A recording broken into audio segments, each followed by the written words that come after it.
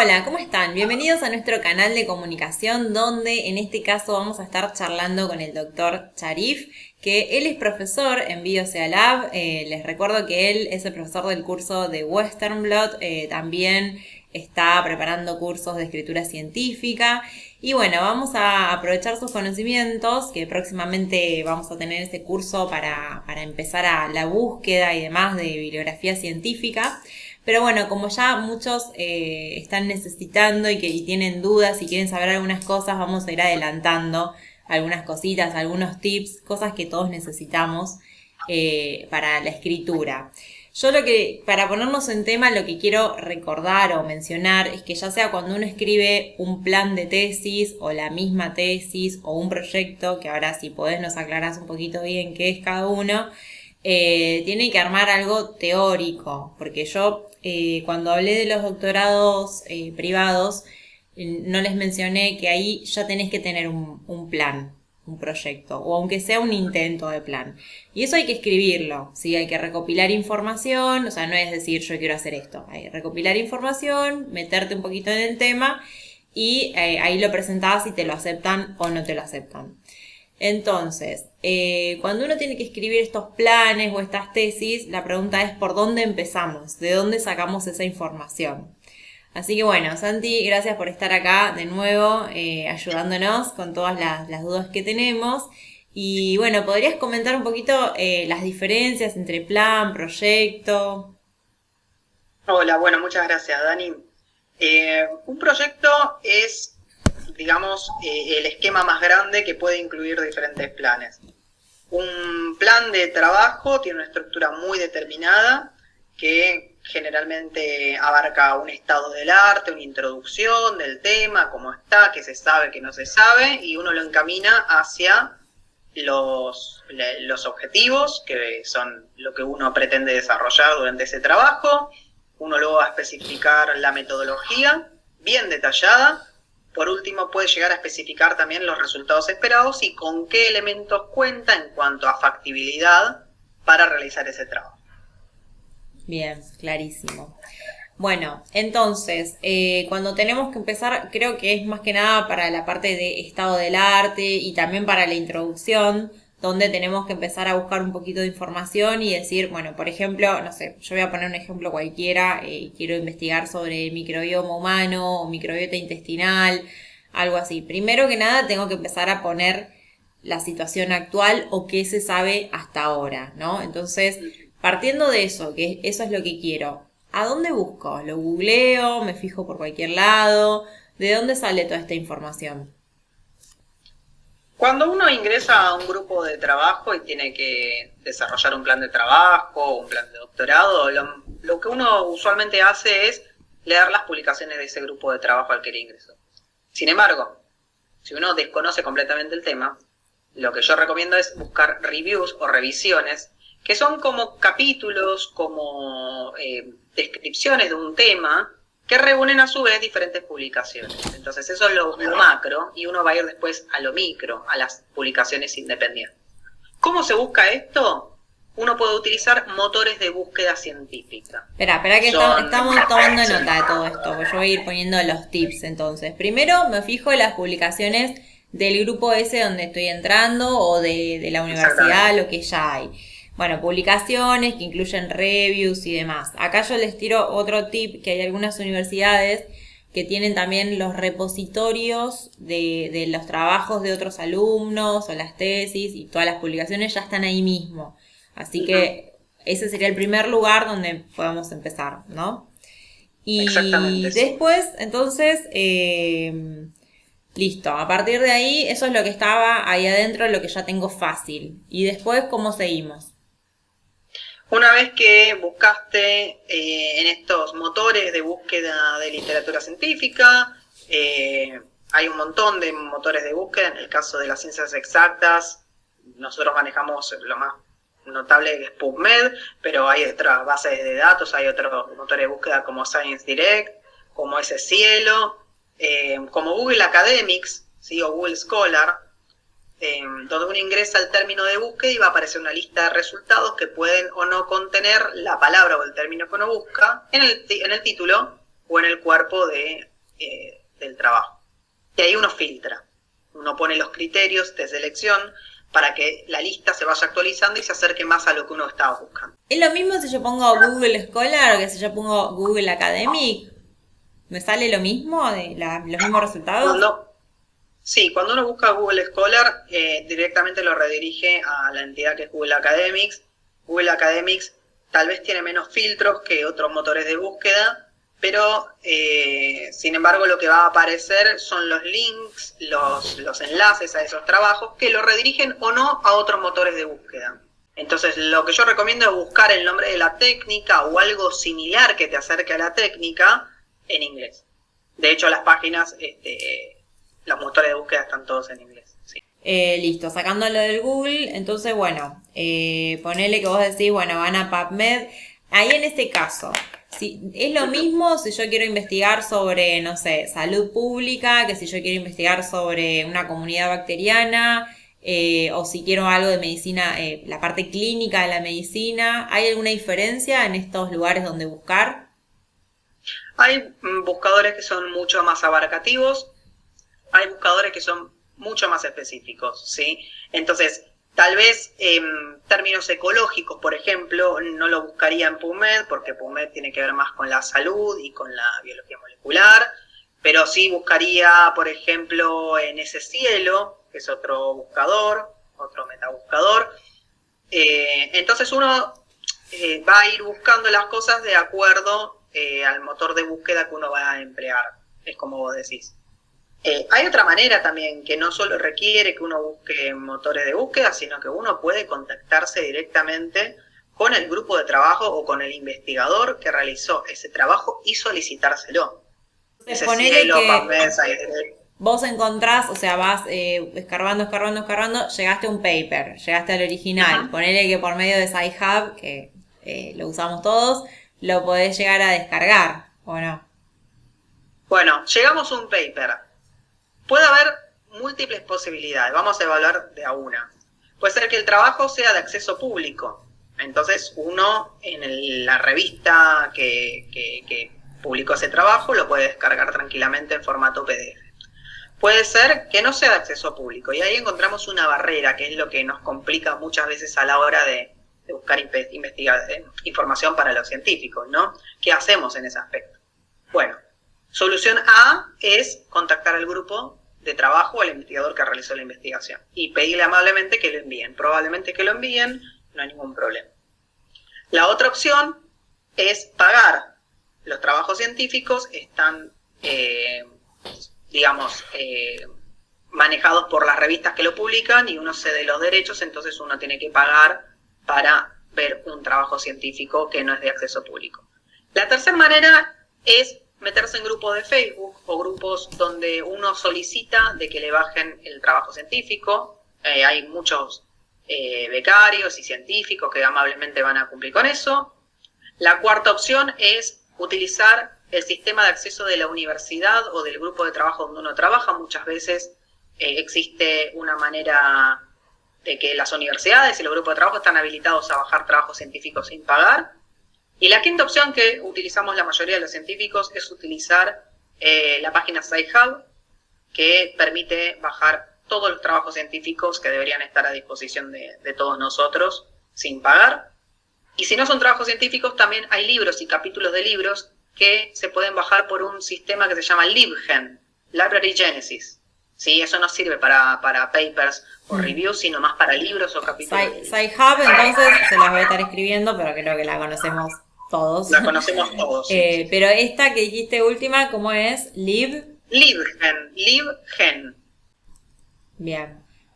Entrás ahí y ahí podés descargar capítulos de libros. Exactamente, libros o capítulos de libros. Uno introduce el nombre o tal vez introduce el ISSN, que es un parámetro de estandarización universal de los libros, y puede o no aparecer. La mayoría de las veces aparece el capítulo del libro o el libro entero. Dado mi experiencia, están todos en inglés. Lo más probable es que estén todos en inglés, sí. Bien. Y otra cosa que yo te iba a preguntar es cuando vos querés, la mayoría de los papers, algunos, te aparece el mail del director, del investigador y demás.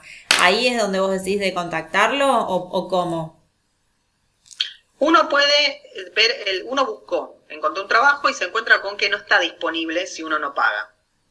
Uno buscó en SciHub y no lo encuentra porque tal vez el trabajo es muy viejo o es muy nuevo. Los trabajos muy nuevos, SciHub no los puede descargar. Entonces, una buena opción es anotar el correo electrónico del investigador a cargo o buscarlo, el nombre del investigador o de los investigadores que uno ve que escribieron el trabajo, buscar en qué instituto pertenece y comunicarse. Amablemente te lo van a enviar y realmente no hay negativos. Claro, hay que hacer como una búsqueda. Una cosa que me gustaría aclarar es que existe una red social científica, vamos a decirlo así, que se llama ResearchGate. ResearchGate es como un Facebook de científicos. Entonces uno pone su nombre, se arma su perfil, sube sus publicaciones. La ventaja de ResearchGate es que uno también puede hacer preguntas y respuestas. Entonces uno puede preguntar por una técnica, consejos, algo que no sabe. ResearchGate yo la conozco como eso que vos decís, de gente que puede inscribirse y poner sus publicaciones y qué sé yo. ¿Alguien que no tenga publicaciones también se puede anotar? ¿Meter? Sí, totalmente. Y la ventaja de este trabajo, de esta red social, es que uno se da a conocer y a la vez responde inquietudes, pero lo más importante es que muchas veces los encontrás a los científicos de los papers que uno leyó. Entonces, seguramente está subido el trabajo de esa persona. Y muchas veces, o uno se lo solicita a través de hacer clic en un botón, o directamente dice descargar texto entero. Entonces nos ahorramos una búsqueda y tiempo de búsqueda. Entonces, el segundo punto al que llego, ya tengo el paper, ya encontré toda la información. ¿Cómo sé si ese paper es válido? Porque hoy en día... Justo este tema surge también mucho con la divulgación que hay hoy en día en redes, donde todo el mundo es divulgador, y está buenísimo porque fue muy útil, esto cabe destacar, ¿no? Los divulgadores llevaron el conocimiento con palabras simples, dibujitos, imágenes, esto es un paréntesis mío, ¿no? Imágenes, todo, a la gente común para que aprenda desde a lavarse las manos hasta, no sé, cómo desinfectar las cosas. Así que bueno, es una gran labor que hacen ellos. Pero lo que quería preguntar referido a esto es, ellos hacen sus publicaciones, sus posteos, qué sé yo, y al final a veces ponen las referencias, a veces no, pero ¿cómo sé? Porque no es que porque esté la referencia ya es válido lo que estoy poniendo, ¿no? O porque haya una referencia. Exactamente, hay muchos trabajos científicos que han sido publicados y contenían errores o estaban muy sesgados y... generalmente son sacados, son retractados o a veces se hacen corrigiendo, se hacen correcciones o fe de ratas que actualizan o corrigen el tema. ¿Cómo saber si un trabajo es válido? Primero fijándome en la revista. Uno se va a fijar en la revista, en la editorial, en el publicador, ¿sí? Y generalmente va a ingresar a la página de la revista y ve cómo es el sistema de evaluación. Lo más tradicional es que el sistema de evaluación para aceptar o rechazar un trabajo, digamos, lo hacen los mismos pares científicos. La revista recibe el trabajo, se fija si cumple los criterios de formato y de scope. El scope es el punto de vista, el enfoque que maneja la revista, y lo deriva a revisores. Los revisores son pares científicos que revisan todo el aspecto científico, metodológico de resultados y cómo uno lo escribió y si las referencias están bien, lo devuelven y ahí, bueno, sigue su curso. Claro, entonces, por ejemplo, si el paper era de, no sé, de Nature, ya digo, bueno, listo, ya está, me quedo tranquila, o no. Las revistas en realidad se clasifican, hay varios métodos para clasificar una revista. Muchas veces se clasifican por cuartiles. Los cuartiles son rangos que abarcan de acuerdo a cuán importantes son en el área que manejan. Por ejemplo, los cuartiles son Q1, Q2, Q3 o Q4. El Q1 es el más importante y tiene ciertos criterios para pertenecer a esa. Por ejemplo, una revista de endocrinología como Endocrinology está en el cuartil 1, ¿sí? Y después también las revistas manejan factores de impacto. Los factores de impacto es un número un poco controversial porque una revista de muy alto factor de impacto tiene mucho requisito y mucho requisito requiere mucha experimentación y mucha experimentación requiere a veces mucho dinero. Entonces, hay diferentes índices que se están manejando, otras revistas se manejan por el índice H. Entonces, lo más importante a la hora de ver si una publicación es verídica y tiene rigor científico es buscar la revista, buscar el cuartil y buscar también el método de evaluación que tiene. Generalmente uno asume, hace la correlación de que una revista de alto factor de impacto, que es un número que está relacionado con la cantidad de citas, de los trabajos de esa revista o de ese trabajo, cuántas veces se citaron, tiene un criterio muy específico. Generalmente uno correlaciona, bueno, tiene un alto factor de impacto, es verídico. Science, Nature, Cell, son las más conocidas. Yo acá voy a hacer otro paréntesis, que todos lo que estuvo mencionando Santiago, todos esos parámetros que nombró, están en el blog de BioSeaLab en un webinar que dio Gabriela, la profesora Gabriela, sobre escritura científica, y ahí se menciona todo esto, el scope, el impacto, bueno, todo eso lo pueden ver si quieren en ese webinar. Pero bueno, la respuesta está que, bueno, que no hay que quedarnos con lo primero que encontramos en internet, ¿no? Hay que ir primero que nada para la rama científica y después, bueno, dentro de eso manejarnos dentro de todo con lo conocido. Exactamente, sí, y la ciencia es maleable, la ciencia es reputable en el sentido de que hay trabajos que han salido y han sido retractados. Puedo nombrar un caso muy famoso, si me permitís 10 segunditos, es el caso de el mito de que las vacunas tienen mercurio. Ese es un trabajo científico que salió que relacionaba que las vacunas, como tienen un componente con mercurio, lo correlacionaron positivamente con el autismo, decían que era el causante. Y no mucho tiempo atrás se descubrió de que los datos que publicó esa persona estaban sesgados, que el componente de la vacuna no era mercurio, sino una forma de mercurio y no tenía nada que ver con el autismo. Entonces ese trabajo fue retractado, no tiene validez, no está en internet, entonces la ciencia es maleable. Y bueno, me encontré con el paper, ya tengo el paper todo, ya sé que es confiable. ¿Y cómo lo cito? Bueno, hay muchos estilos de citación, hay muchos programas que permiten manejar la bibliografía y citarlo en función del sistema de escritura, el programa de escritura que estás utilizando. La mayoría se vincula con Microsoft Word, que es el gestor de texto que utilizamos todos. Entonces, hay estilos diferentes, está el estilo APA y hay otros estilos. ¿Y en qué se diferencian? En la posición de los autores, ¿sí? Cómo se escriben las iniciales de los nombres de los autores, dónde se ubica el año de publicación, si la revista se escribe en itálica y abreviada o completa. Lo más probable es que el estatuto de doctorado o del lugar de trabajo donde vos propones el plan te especifique bien el estilo de cita que uno debe poner en su trabajo. Eso en cuanto a, ahí nos estamos refiriendo a las referencias, ¿no? Cuando abajo de todo te aparece de dónde sale la información. Y adentro del texto, ¿qué es mejor? ¿Poner numeritos? O sea, estoy hablando de, no sé, X cosa y pongo el numerito 1 y hay que ir abajo y poner numerito 1, o hay que referirlo, viste que hay algunos que usan como la narrativa, ¿no? Como describe, no sé, Joel y tal, o no sé qué, tal, o tal como dijo, y lo citan así, como de manera narrativa, en vez de poner simbolitos. ¿Qué es mejor? El uso de la citación con números o con los apellidos y el año de la y los autores es primero gusto personal, segundo también tiene que ver con el estatuto o los requerimientos del lugar donde presentas el trabajo. En las revistas científicas, cuando uno publica, está especificado si uno debe utilizar numeración o el sistema de apellidos y años. ¿Qué es mejor? A nivel personal, a mí me gusta, por ejemplo, los apellidos, pero por una cuestión de memoria y porque a mí me permite los apellidos que yo encuentro en la cita, yo me los anoto y después los busco en internet. Entonces puedo buscar el trabajo a partir de los apellidos. La numeración, tengo que hacer un trabajito más que decir, buscar a qué número corresponde o no. Después, en cuanto a escritura, como vos decís, conviene mezclar. Uno puede escribir una oración e incluir la cita bibliográfica, o uno puede también, para no ser repetitivo y que no canse a la hora al lector, escribir como dijo tal, o como tal grupo de trabajo especificó y pone uno entre paréntesis. O sea, se puede mezclar. A la hora de escribir, sí. Sí, conviene mucho más porque se hace menos tedioso.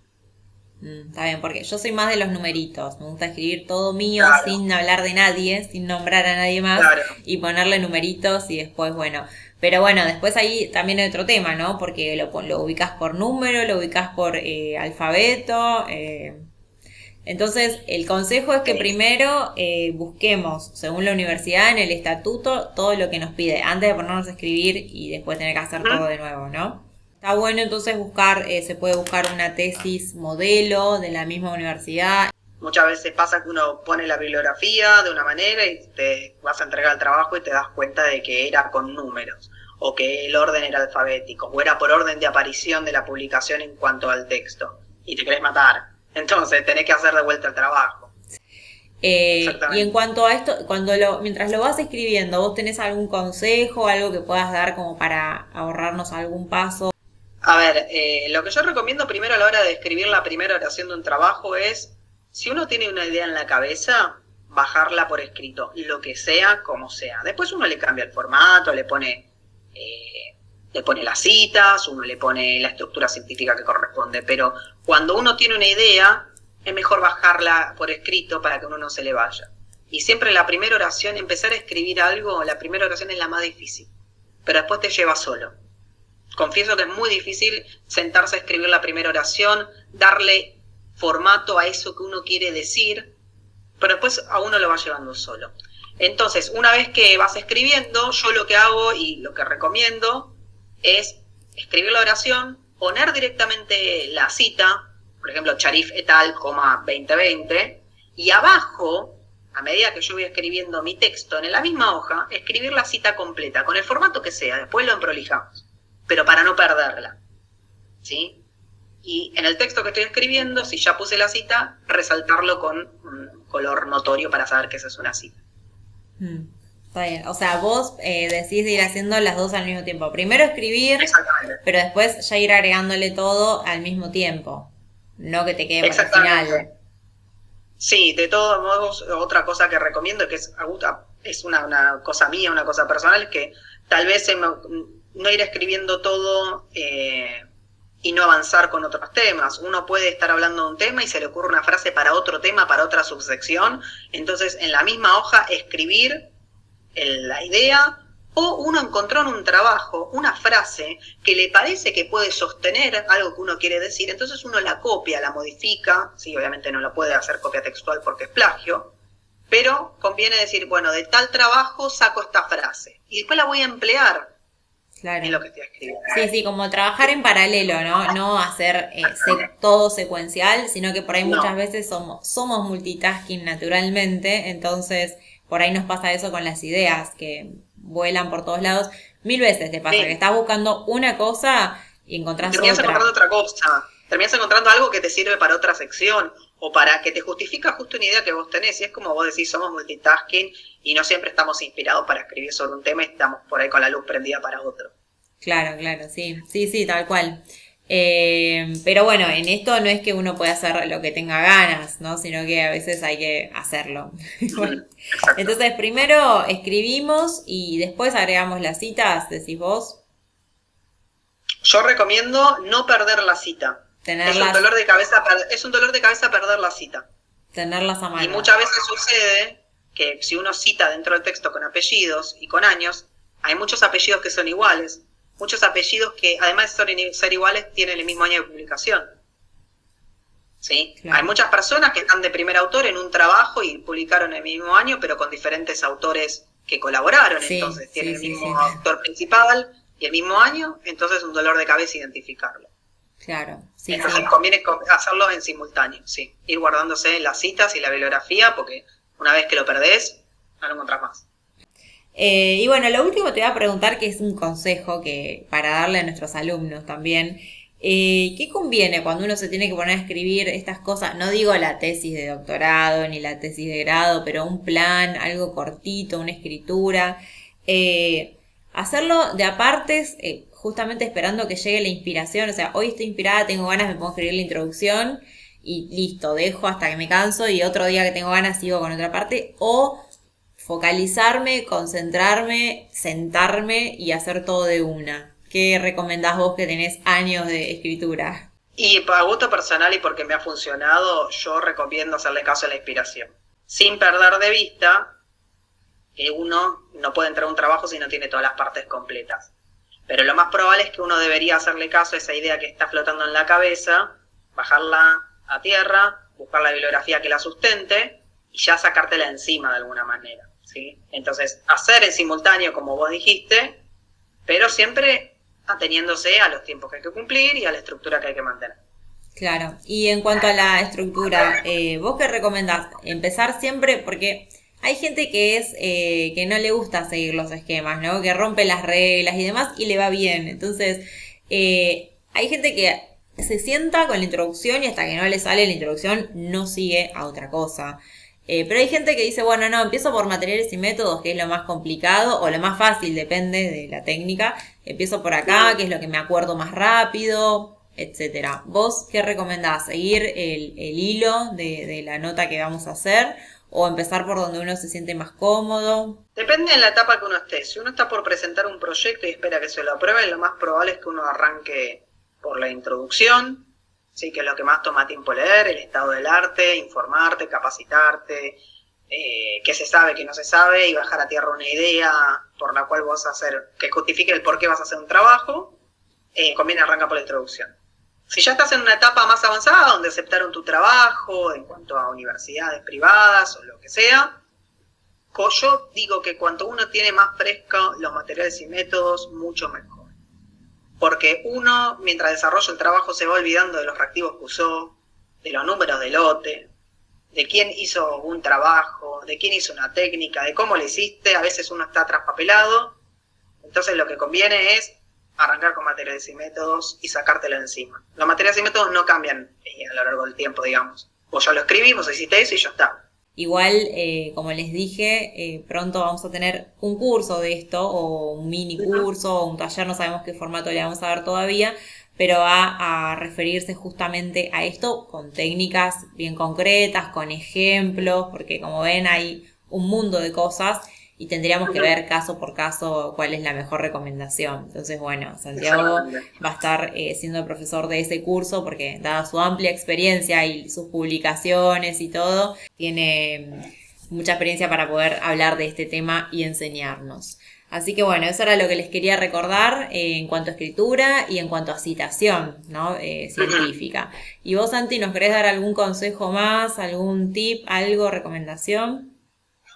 Sí, yo aconsejo que busquen, que inviertan tiempo en la búsqueda. Hay veces que uno encuentra por arte de magia un trabajo científico de un año que uno no recuerda, que justifica toda la idea o todos los resultados que uno puede llegar a tener. Eso es como encontrar una aguja en un pajar y a veces te llega a salvar, pero requiere que uno busque, que uno adapte el lenguaje, las frases. Por ahí no aparece el nombre exacto de una técnica, pero aparece con otro nombre, ¿sí? Y otro consejo es, esténse atentos al curso que les propuso Dani, va a estar muy bueno, va a estar muy completo y es una herramienta mucho más íntegra que les va a servir a la hora de buscar y de escribir. Bueno, gracias, Santi. Nos vemos en la próxima. Muchas gracias y nos vemos la próxima. Chau, chau.